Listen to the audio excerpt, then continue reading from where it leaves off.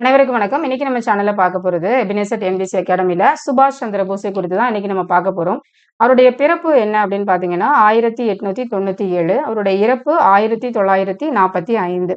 சுபாஷ் சந்திர போஸ் பிறந்த இடம் அப்படின்னு பார்த்தோம்னா கட்டாக் அப்படிங்கிற இடத்துல ஒடிசா மாநிலத்துல அவர் பிறந்தாரு. அவருடைய வருஷம் வந்து 1897. ஆங்கிலேயர் வைத்த ஐசிஐசிஐ தேர்வுல வெற்றி பெற்ற ஒரு இந்தியர். இவர் வந்து எத்தனாவது இடத்துல அப்படின்னு பார்த்தீங்கன்னா 4வது இடத்துல. வருஷம் 1920. 1921ல நேதாஜி சுபாஷ் சந்திர போஸ் என்ன செய்தாருன்னா காந்தியை சந்தித்தாரு. சந்திக்க வைத்தவர் யார் அப்படின்னு பார்த்தீங்கன்னா சிஆர் தாஸ். 1921ல நேதாஜி சுபாஷ் சந்திர போஸ காந்தியை சந்திக்கிறதுக்கு அவருக்கு ஒரு அந்த சந்தர்ப்பத்தை ஏற்படுத்தி கொடுத்தவர் யார் அப்படின்னா சிஆர் தாஸ். சுயராஜ்ய பத்திரிகையினுடைய ஆசிரியர் தான் இந்த சுபாஷ் சந்திர போஸ். இதை நிறுவியவர் சிஆர் தாஸ். எதை நிறுவியவர் அப்படின்னா சுயராஜ்ய பத்திரிகையினுடைய ஆசிரியர் சுபாஷ் சந்திர போஸ். அதை நிறுவியவர் யார் அப்படின்னு பாத்தீங்கன்னா சிஆர் தாஸ் தான். சோ ஆசிரியர் மட்டும்தான் சுபாஷ் சந்திர போஸ், நிறுவியவர் சிஆர் தாஸ். ஓகேங்களா. அடுத்தது இந்திய தேசிய ராணுவத்தை உருவாக்கியவர் அப்படின்னு பார்த்தோம்னா நேதாஜி சுபாஷ் சந்திர போஸ். இவர் வந்து என்ன கட்சி ஆரம்பித்தார் அப்படின்னு பாத்தீங்கன்னா முற்போக்கு கட்சியை ஆரம்பிச்சாரு. வருஷம் 1939வது வருஷத்துல அவர் முற்போக்கு கட்சியை ஆரம்பித்தார். ஜெய்ஹிந்த் அப்படிங்கிற ஒரு வாழ்த்து முழக்கத்தை அறிமுகப்படுத்தியவரும் நம்ம சுபாஷ் சந்திர போஸ் தான். ஜெய்ஹிந்த் அப்படின்ற ஃபேமஸான அந்த வார்த்தையை அறிமுகப்படுத்தியவர். அடுத்து இவர் தேச பந்து என்று அழைக்கப்பட்டவர் சிஆர் தாஸ். தேச பந்து அப்படின்னு அழைக்கப்பட்டவர் சிஆர் தாஸ். எந்த வருஷம் நேதாஜி சுபாஷ் சந்திர போஸ் முதல் முறையா ஐஎன்சில தலைவரா பொறுப்பேற்றார், அதாவது இந்திய தேசிய காங்கிரஸ்ல முதலாக ஒரு பொறுப்பேற்ற வருஷம் என்னன்னா 1938. சுபாஷ் சந்திர போஸ் வந்து ஃபார்வர்ட் பிளாக் கட்சி தொடங்கிய வருஷம்னு பாத்தீங்கன்னா 1939 ஜூன் 22. மறுபடியும் சொல்றேன், சுபாஷ் சந்திர போஸ் ஃபார்வர்ட் பிளாக் கட்சி தொடங்கிய வருஷம் 1939 ஜூன் 22. இவருடைய அரசியல் குரு யார் அப்படின்னு பாத்தீங்கன்னா சிஆர் தாஸ் தான் இவருடைய அரசியல் குரு. இவர் வந்து நம்ம எப்படி சொல்லுவோம், சுருக்கமா சிஆர் தாஸ்ன்னு சொல்றோம். இவர் யார் அப்படின்னா சித்தரஞ்சன் தாஸ் அவர் பேரு. இவர் வந்து நம்ம நல்ல ஒரு அடைமொழியோட சொல்லணும் அப்படின்னா தேசபந்து அப்படின்னு சொல்லலாம். யாருன்னா சிஆர் தாஸ். அடுத்ததா அனைத்திந்திய இளைஞர் காங்கிரஸ் தலைவராக இந்த போஸ் வந்து பதவி வகித்த ஆண்டு அப்படின்னு பாத்தீங்க அப்படின்னா 1923. அனைத்திந்திய இளைஞர் காங்கிரஸ் தலைவராக பதவி வகித்த வருஷம் 1923. ஃபார்வர்ட் பிளாக் கட்சி தொடங்கிய வருஷம் 1939. சித்தரஞ்சன் தாஸ் நடத்திய எந்த பத்திரிகையில போஸ் வந்து பதிப்பாளராக பணியாற்றினார் அப்படின்னா ஃபார்வர்ட் அப்படிங்கிற ஒரு அந்த பத்திரிகையில பதிப்பாளராக பணியாற்றினார். அடுத்து 1920 இருந்து 1934 வரை நடைபெற்ற விடுதலை போராட்ட வரலாற்றை போஸ் சொன்னது எந்த புத்தகத்துல இருக்கு அப்படின்னா த இந்தியன் ஸ்ட்ரகிள் அப்படிங்கிற புத்தகத்துல எழுதப்பட்டிருக்குது. ஓகேங்களா.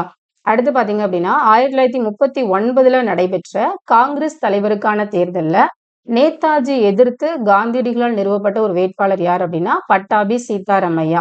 1930 காங்கிரஸ் தலைவருக்கான ஒரு தேர்தல்ல நேதாஜி எதிர்த்து காந்தியடிகளால் நிறுவப்பட்ட ஒரு வேட்பாளர் தான் இந்த பட்டாபி சீதாராமையா.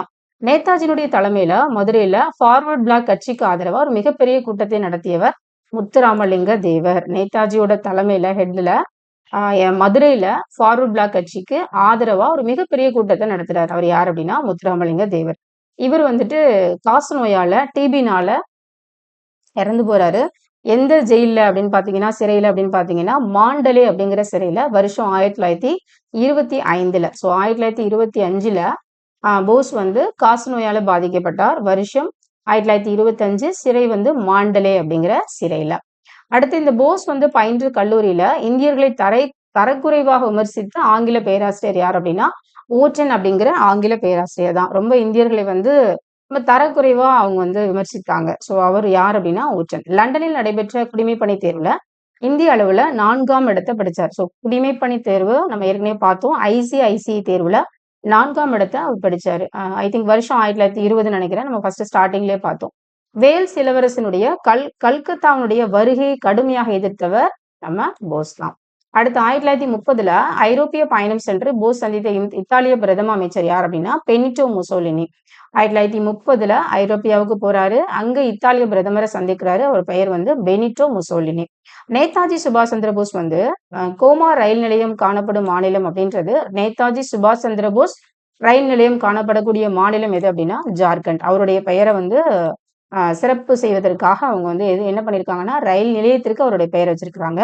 ஆஷாத் ஹிந்த் ரேடியோ அமைப்பு எந்த நாட்டுல நிறுவப்பட்டது அப்படின்னு பாத்தீங்கன்னா ஜெர்மனில நிறுவப்பட்டுச்சு. ஓகேங்களா? அடுத்தது முதல் இந்திய தேசிய ராணுவத்தை தலைமை வகித்தவர் மோகன் சிங். முதல் தளபதி அவர்தான். சுதந்திர போராட்டத்துல வெளிநாடு வாழ் இந்தியர்களை ஒன்றிணைக்க தொடங்கப்பட்ட இயக்கம் தான் இந்திய விடுதலை இயக்கம். சுதந்திர போராட்டத்துல வெளிநாடு வாழ் இந்தியர்களை எல்லாம் ஒன்றிணைப்பதற்காக தொடங்கப்பட்ட இயக்கம் இந்திய விடுதலை இயக்கம். தொடங்கப்பட்ட வருஷம் 1945 ஜப்பான்ல.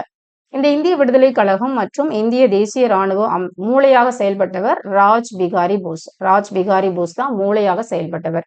இந்திய விடுதலை கழகம் மற்றும் இந்திய தேசிய ராணுவத்தை வந்துட்டு ஆஷாத் ஹிந்த் அமைப்பு அப்படின்னு சொல்லலாம். இது வந்து சுபாஷ் ஆரம்பிச்ச ஒரு அமைப்பு. அடுத்து சுபாஷ் சந்திரபோஸிடம் அதை ஒப்படைத்தவர் யார் அப்படின்னு பாத்தீங்கன்னா ராஜ் பிகாரி போஸ்.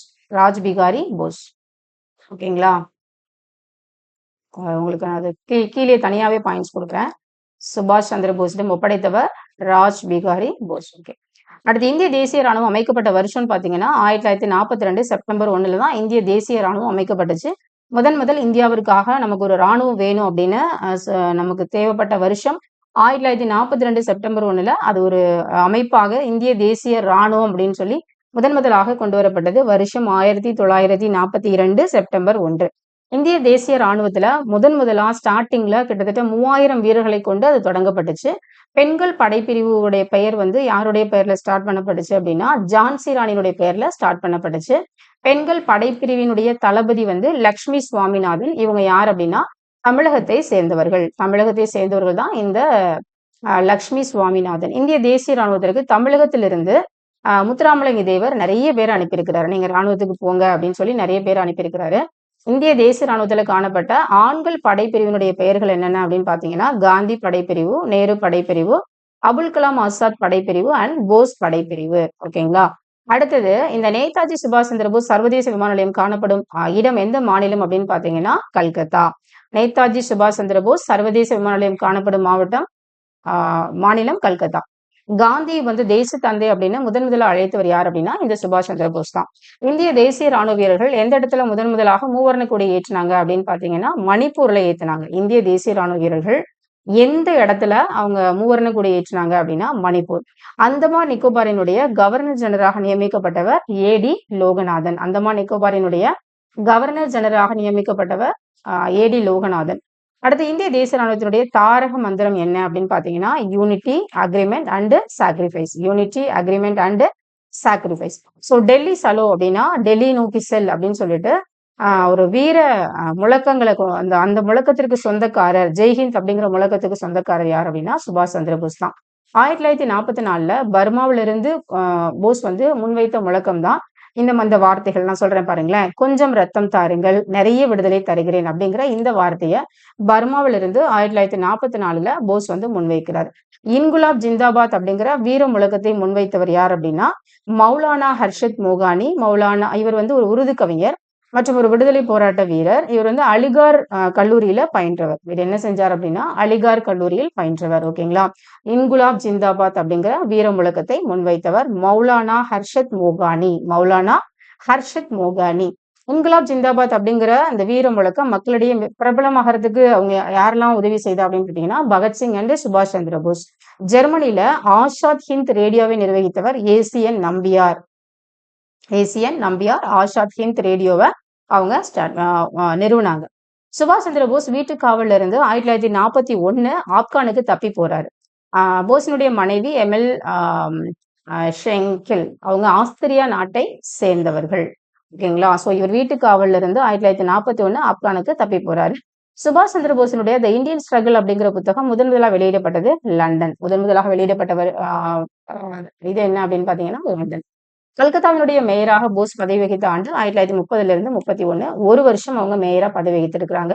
நேதாஜியினுடைய பிறந்த நாள்ல மேற்கு வங்க அரசு வந்து எந்த பெயரில் அனுசரிக்கிறது அப்படின்னு பாத்தீங்க அப்படின்னா நேதாஜியுடைய பிறந்த நாள மேற்கு வங்க அரசு வந்து அனுசரிக்கிறாங்க. அவங்க வந்து அதை சிறப்பா அவங்க வந்து அதை அனுசரிக்கிறாங்க.